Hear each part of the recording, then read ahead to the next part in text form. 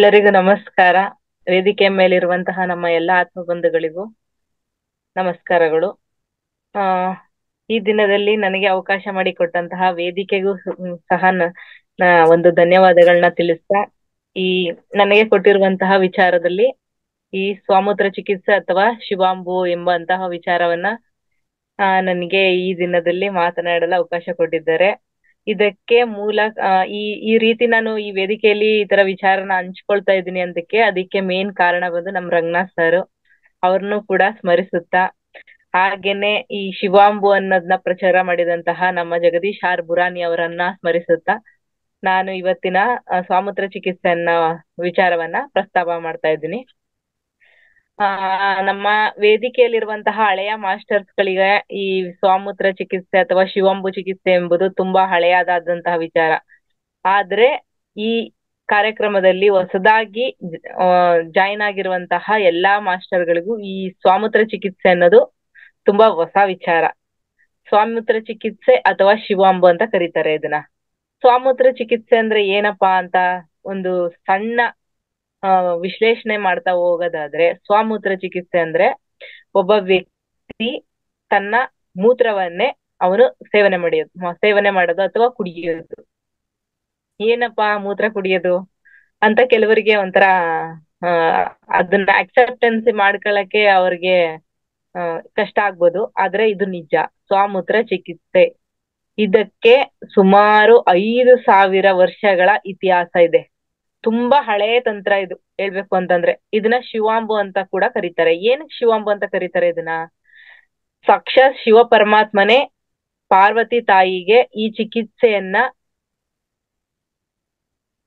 ಅವರು ವರ್ಣಿಸಿದ್ದಾರೆ. ಏನಪ್ಪಾ ಅಂದ್ರೆ ಅವ್ರಿಗೆ ತಿಳಿಸ್ಕೊಟ್ಟಿದ್ದಾರೆ.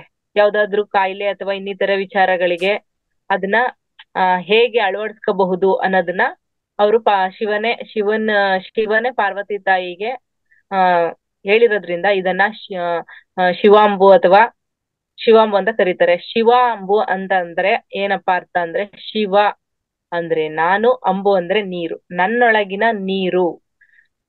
ಈ ಪ್ರಕೃತಿಗೆ ಮನುಷ್ಯನ ದೇಹನ ಹೇಗೆ ಸೃಷ್ಟಿ ಮಾಡ್ಬೇಕು ಅನ್ನೋದನ್ನ ಅದು ಹೇಗೆ ಗೊತ್ತಿದ್ಯೋ ಹಾಗೆ ಒಬ್ಬ ವ್ಯಕ್ತಿನ ಸೃಷ್ಟಿ ಮಾಡದ್ಮೇಲೆ ಅವನ ದೇಹದ ಚಯಾಪಚಯ ಕ್ರಿಯೆಗಳಾಗಿರ್ಬಹುದು ಅಥವಾ ಅವನ ದೇಹದ ಎಲ್ಲ ರಾಸಾಯನಿಕ ಕ್ರಿಯೆಗಳಾಗಿರ್ಬಹುದು ಅದನ್ನ ಸರಿಪಡಿಸ್ಕೊಳಕ್ಕೆ ಅವನಲ್ಲೇ ಒಂದು ಹೊಸ ತರದಾದಂತಹ ಒಂದು ಚೈತನ್ಯ ಶಕ್ತಿನ ಒದಗಿಸಿ ಕೊಟ್ಟಿರ್ತಾನೆ.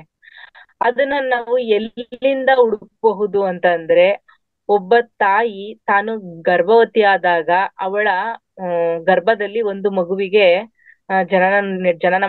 ಜನನ ನೀಡಿರ್ತಾಳೆ. ಅದು ಏನಪ್ಪಾ ಅಂದ್ರೆ ಅದು ಭ್ರೂಣವಾಗಿ ಆ ತಾಯಿಯ ಗರ್ಭದಲ್ಲಿ ಇರ್ಬೇಕಾದ್ರೆ ಅದು ಬೆಳವಣಿಗೆ ಆಗ್ಬೇಕಲ್ವಾ. ಆ ಬೆಳವಣಿಗೆ ಆಗ್ಬೇಕಾದ್ರೆ ಸಹಕಾರಿಯಾಗಿರುವಂತದ್ದು ಈ ಸ್ವಾಮೂತ್ರ. ತಾಯಿಯ ಮೂತ್ರದಿಂದಲೇ, ಆ ಮೂತ್ರದ ಕವಚದಿಂದಲೇ ಒಂದು ಮಗು ಬೆಳವಣಿಗೆ ಆಗಕ್ಕೆ ಸಾಧ್ಯ ಆಗುತ್ತೆ. ಹಾಗೇನೆ ಆ ಮೂತ್ರದಿಂದನೇ ಬೆಳವಣಿಗೆ ಆಗಿ ಅದು ದೊಡ್ಡದಾಗುತ್ತೆ. ಅದರಲ್ಲಿ ಅಮ್ನಿಯಾಟಿಕ್ ಆಸಿಡ್ ಅನ್ನೋಂತ ಒಂದು ರಾಸಾಯನಿಕ ವಸ್ತು ಇರುತ್ತದೆ. ಇದರಿಂದ ಒಂದು ಮಗುವಿಗೆ ಪೂರಕವಾಗಿ ಬೆಳವಣಿಗೆಗೆ ಬೇಕಾದಂತಹ ಎಲ್ಲಾ ವಸ್ತುಗಳು ಸಹ ಅದರನ್ನ ಒದಗಿಸ್ತಾ ಇರುತ್ತೆ. ಅದರಲ್ಲಿ ಎಲ್ಲಾ ಪೋಷಕಾಂಶಗಳು ಸಹ ಸಿಗ್ತಾ ಇರ್ತದೆ. ಹಾಗೆಯೇ ತಾಯಿಯ ಕರಳು ಬಳಿ ಮತ್ತು ಮಗುವಿನ ಕರಳು ಬಳಿ ಹೊಂದಾಣಿಕೆ ಆಗಿದ್ದಾಗ ಅದಕ್ಕೆ ಆಹಾರವನ್ನ ಒದಗಿಸುವಂತಹ ಒಂದು ಸೂತ್ರ ಆಗಿದ್ರುನು ಅದು ಉಸಿರಾಟ ಆಡ್ಲಿಕ್ಕೆ ಹಾಗೂ ಆ ಮಗುವಿನ ಬೆಳವಣಿಗೆಗೆ ಸಹಾಯಕವಾಗುವಂತದ್ದು ಆ ಸ್ವಾಮೂತ್ರನೇ. ಇದು ಈ ಮೂಲ ಅಂತಂದ್ರೆ ಈ ತಾಯಿಯ ಗರ್ಭದಿಂದನೇ ನಾವು ನೋಡ್ಬಹುದು. ಅಂತೆಯೇ ಇದ್ರದ್ದು ಸ್ವಲ್ಪ ಹಿನ್ನೆಲೆ ನೋಡಕ್ ಹೋದ್ರೆ ಇದನ್ನ ಸುಮಾರು 5 ವರ್ಷಗಳ ಹಳೆಯದಾದಂತಹ ದಾಖಲೆಗಳಿಂದ ಇದನ್ನ ನಾವು ನೋಡ್ಬಹುದು. ಇದು ಢಮರತಂತ್ರ ಎಂಬಂತಹ ಒಂದು ಪುರಾಣ ಗ್ರಂಥಗಳಲ್ಲಿ ಇದು ಉಲ್ಲೇಖ ಆಗಿದೆ.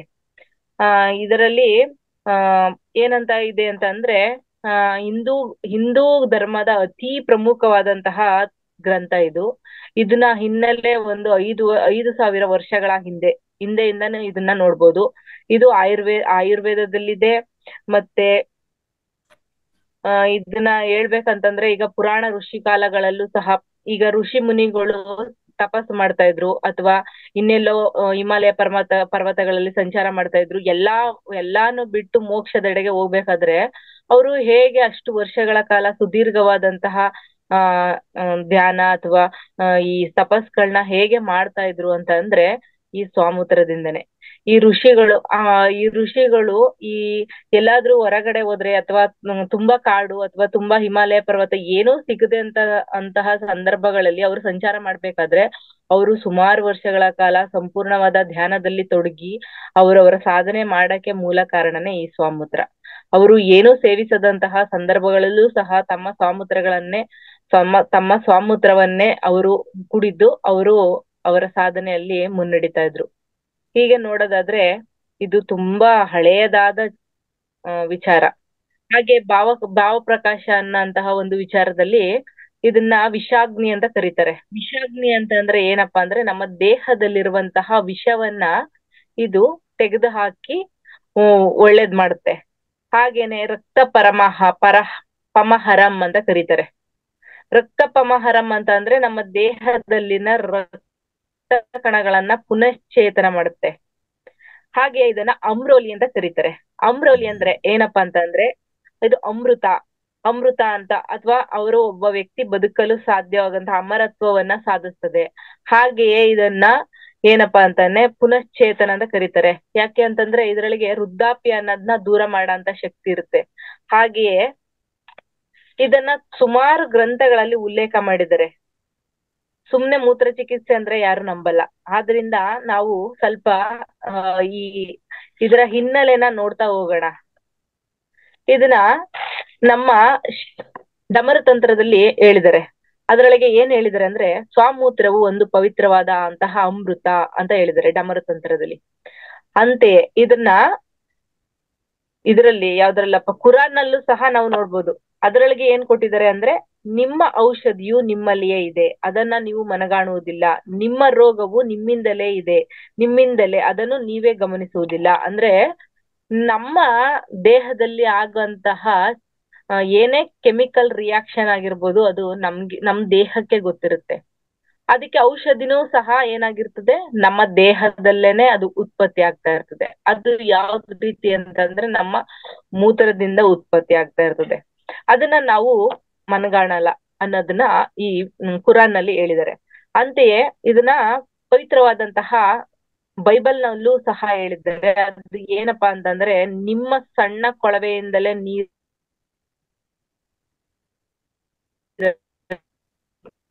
ಏನಪ್ಪಾ ಅಂತಂದ್ರೆ ರಾಸಾಯನಿಕ ಕ್ರಿಯೆಗಳು ಹೇಗೆ ನಡೆಯುತ್ತೆ ಅನ್ನೋದು ನಮಗ್ ಗೊತ್ತಿರುತ್ತೆ.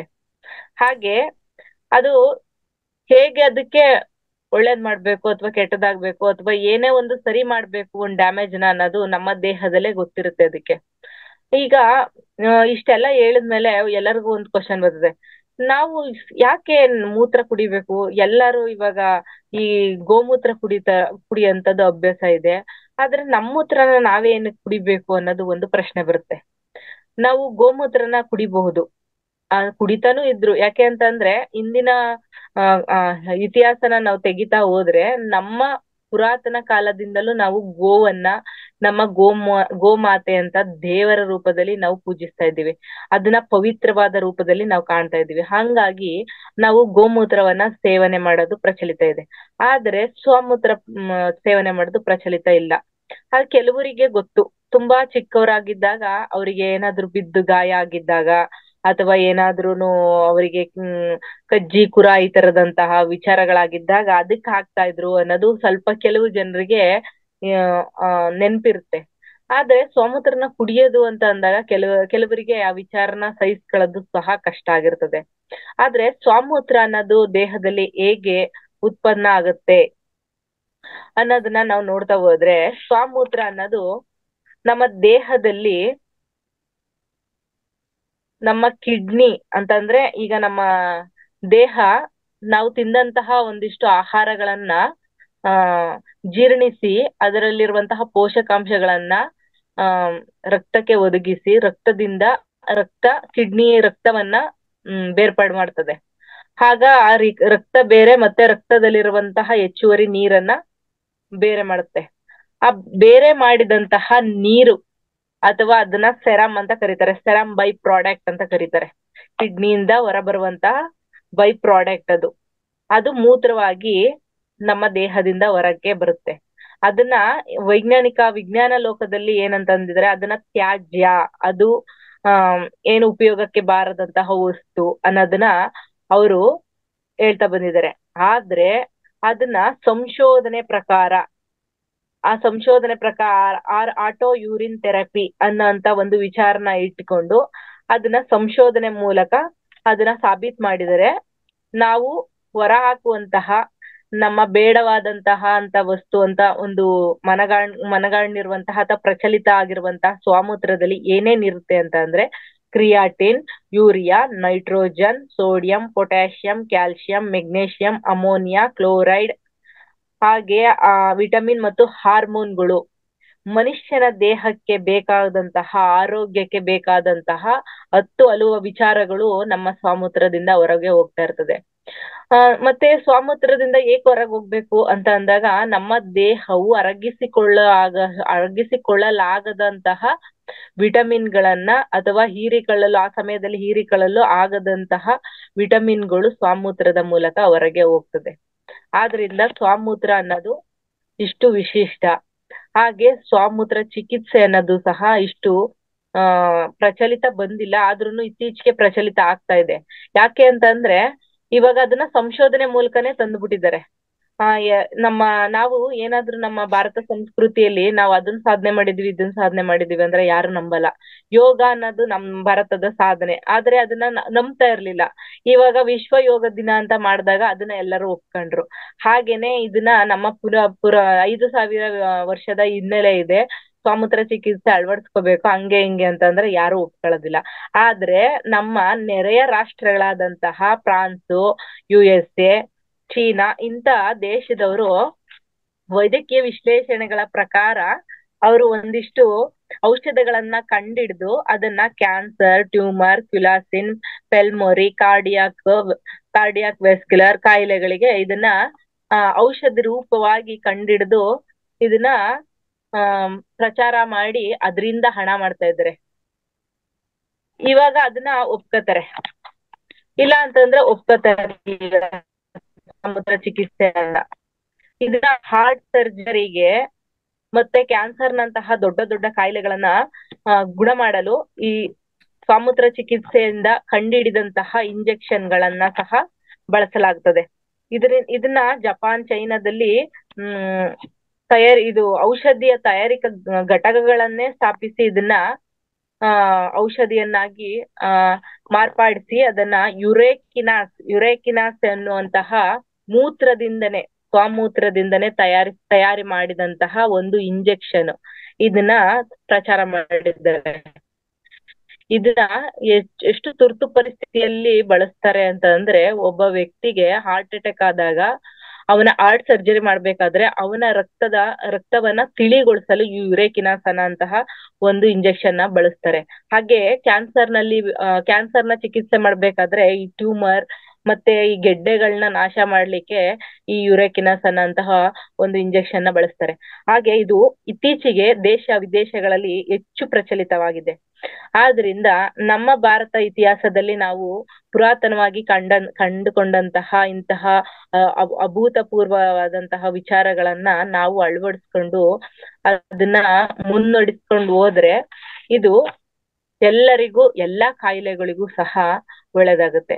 ಔಷಧ ಮುಕ್ತವಾದಂತಹ ಜೀವನ ನಡೆಸ್ಬೇಕು ಅಂತ ಅಂದ್ರೆ ಈ ತರ ನಮ್ಮ ಪೂರಕವಾದಂತಹ ಸಮಗ್ರ ಈ ಜೀವನ ಶೈಲಿಯ ಜೊತೆಗೆ ಈ ಆಟೋ ಯೂರಿನ್ ಥೆರಪಿ ಅನ್ನೋಂತ ವಿಚಾರಗಳು ಅಥವಾ ಸ್ವಾಮೂತ್ರ ಚಿಕಿತ್ಸೆ ಅನ್ನೋದನ್ನ ಅಥವಾ ಶಿವಾಂಬು ಅನ್ನೋ ಚಿಕಿತ್ಸೆನ ನಾವು ಅಳವಡಿಸ್ಕೊಳ್ತಾ ಹೋದ್ರೆ ನಮ್ಮ ಆರೋಗ್ಯದಲ್ಲಿ ನಾವು ಉತ್ತಮವಾದಂತಹ ವಿಚಾರಗಳನ್ನ ಗಮನಿಸಬಹುದು. ಇದನ್ನ ಒಂದು ಸಣ್ಣ ತಲೆನೋವಿನಿಂದ ಹಿಡಿದು ದೊಡ್ಡ ಕ್ಯಾನ್ಸರ್ ನಂತಹ ಕಾಯಿಲೆಗಳಿಗೆ ಸಹ ಇದನ್ನ ಬಳಸಬಹುದು ಅಥವಾ ಉಪಚರಿಸಬಹುದು ಅಂತ ಹೇಳ್ಬೋದು. ಆದ್ರಿಂದ ಈ ವೇದಿಕೆಯಲ್ಲಿ ಇರುವಂತಹ ಎಲ್ಲ ನಮ್ಮ ಆತ್ಮ ಬಂಧುಗಳಿಗೂ ಕೇಳಿಕೊಳ್ಳುವಂತಹ ವಿನಂತಿ ಏನಂತಂದ್ರೆ ಎಲ್ಲರೂ ಸ್ವಾಮೂತ್ರ ಚಿಕಿತ್ಸೆಯನ್ನ ಅಳವಡಿಸಿಕೊಳ್ಳಿ. ಇದು ಅದರ ಒಂದು ಸಣ್ಣ ಹಿನ್ನೆಲೆ. ಇದರ ಮುಂದುವರಿದ ಭಾಗಗಳನ್ನ ಮತ್ತೆ ನಾವು ನೋಡ್ತಾ ಹೋಗೋಣ, ಮತ್ತೆ ಇದ್ರ ಬಗ್ಗೆ ಚರ್ಚೆ ಮಾಡೋಣ. ಈ ವೇದಿಕೆಯಲ್ಲಿ ನನಗೆ ಇಷ್ಟು ನನ್ನ ಅನುಭವಗಳನ್ನ ಹಂಚಿಕೊಳ್ಳಲು ಅವಕಾಶ ಮಾಡಿಕೊಟ್ಟಂತಹ ಎಲ್ಲರಿಗೂ ಎಲ್ಲ ಚೈತನ್ಯಗಳಿಗೂ ನನ್ನ ಅನಂತ ಕೋಟಿ ಧನ್ಯವಾದಗಳು. Thank you very much.